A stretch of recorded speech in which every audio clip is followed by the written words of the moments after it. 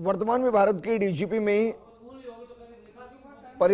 GDP में पर्यटन क्षेत्र का सिर्फ 5% योगदान है, जबकि थाईलैंड और तुर्की जैसे देशों का योगदान क्रमशः 23% और 11% है।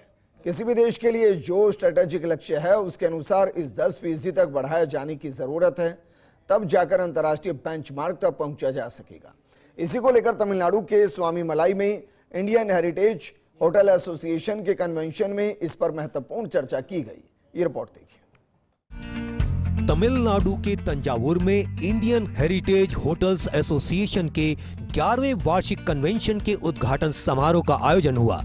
इंडेको होटल स्वामी मलाई कुंभकोणम में हुए समारोह में केंद्रीय पर्यटन मंत्रालय में अतिरिक्त सचिव डॉक्टर सुमन बिल्ला ने शिरकत की। सम्मेलन में पर्यटक स्थलों पर भीड़-भाड़ कम करना, नए गंतव्यों का विकास करना, प्रमुख मार्केट्स के लिए हवाई कनेक्टिविटी में सुधार करना समेत कई अहम मुद्दों पर चर्चा हुई।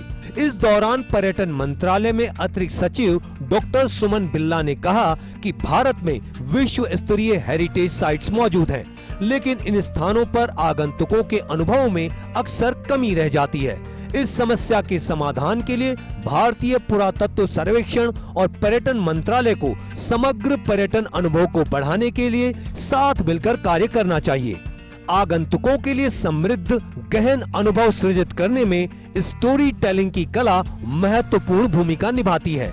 वहीं पुडुचेरी सरकार के पर्यटन मंत्री के लक्ष्मी नारायणन ने कहा कि इस साल के IHHA कन्वेंशन की थीम रिवाइटलाइजिंग इंडियन हेरिटेज अत्यधिक प्रासंगिक है, क्योंकि देश भर में विश्व स्तरीय डेस्टिनेशंस को विकसित करने में महत्वपूर्ण भूमिका निभाई है।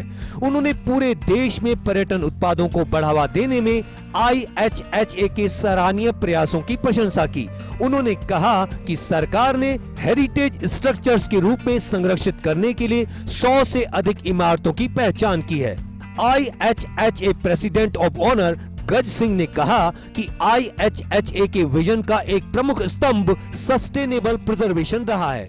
उन्होंने कहा कि इंडेको स्वामी मलाई इस सस्टेनेबल प्रिजर्वेशन का एक बेहतरीन उदाहरण है और अन्य होटलों को उनसे यह सीखना चाहिए। वहीं इंडियन हेरिटेज होटल्स एसोसिएशन के जनरल सेक्रेटरी गज सिंह अल्सीसर ने कहा कि इस IHHA कन्वेंशन का मुख्य उद्देश्य सरकार को एसोसिएशन की अपेक्षाओं से अवगत कराना है और साथ ही यह समझना है कि सरकार स्टेक होल्डर्स से क्या अपेक्षाएं रखती है।